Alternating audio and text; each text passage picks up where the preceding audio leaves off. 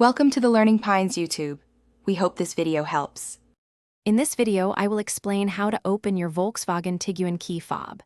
First, gather your tools. You'll need a small flathead screwdriver or a plastic pry tool. Also, make sure you have a fresh coin cell battery, either a CR2025 or a CR2032, depending on your specific fob. Working on a clean, well-lit surface will help prevent losing any tiny components during the process. This easy method will have your key fob working like new in just a few minutes. Next, let's remove the emergency key. Look for a small, often silver, release button located on the side of your key fob. Press and hold this button firmly with one hand.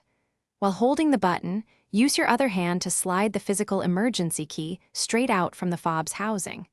This step is crucial as it reveals the slot needed to begin prying open the main body of the key fob. Now, with the emergency key removed, you'll see a small slot inside where the key was. Carefully insert the tip of your small flathead screwdriver or plastic pry tool into this slot.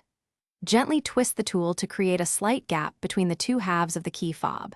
Slowly work your way around the entire seam, applying gentle pressure to separate the casing.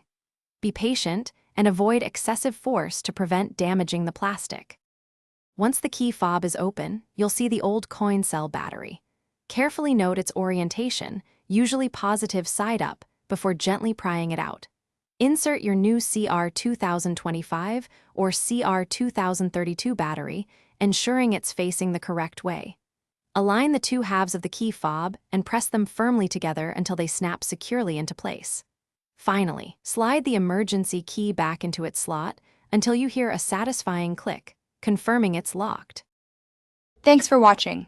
Consider subscribing if we helped you.